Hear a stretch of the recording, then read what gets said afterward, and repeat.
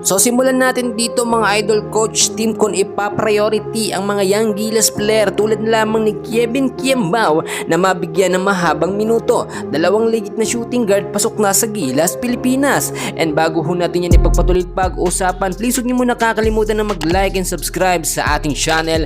Maraming salamat po mga kaibigan. Inaayos na ni Coach Tim kung ngayon ng lineup ng Gilas, Pilipinas kahit sa Agosto pa ang FIBA Asia Cup na gaganapin nga po sa Jeddah, Saudi Arabia.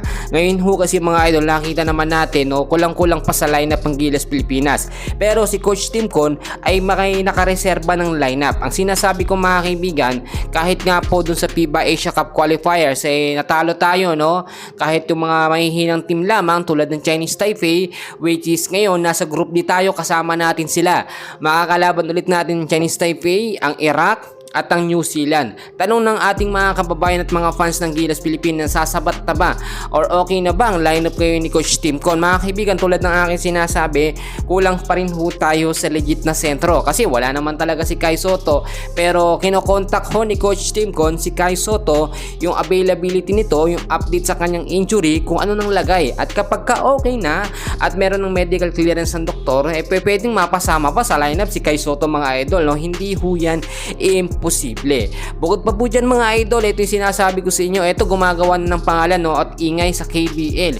Si Kevin Kiembao po mga idol, talagang sikat na sikat siya ngayon. Nakita ni Coach Tim Con ang kahalagahan po ng mga young Gilas Pilipinas player tulad na lamang ni Kevin Kiembao na magamit po sa mga intense and crucial game, kasi yung mga stamina niyan mga kaibigan, yung endurance niya sa paglalaro mga kaibigan, talagang hindi napapagod. Unlike sa mga may edad na na player po ng Gilas Pilipinas, kilala nyo na yun mga kaibigan, i-mention nyo sa comment para malaman ng iba sila ho kasi talagang mga isang first half lamang pagod na, pagdating ng third and fourth quarter ng game hindi na masyadong energetic. Pero syempre alam natin iba pa rin yung mga player ng local player natin, yung mga bata pa. At bukod pa po dyan, dalawang legit na shooting guard ang siguradong ng mapapasama sa lineup po ng ating national team na Gilas, Pilipinas. So sino ba yung dalawa na yun mga kaibigan? Wala namang iba alam nyo, si Jordan Heading yan at eto nga pong si Renz Abando.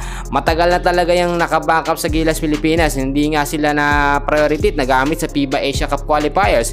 Siguro kung nagamit sila doon talagang mas tataas o mas gaganda standings natin nga po dito sa groupings. Pero so far walang problema yan nasa group di tayo.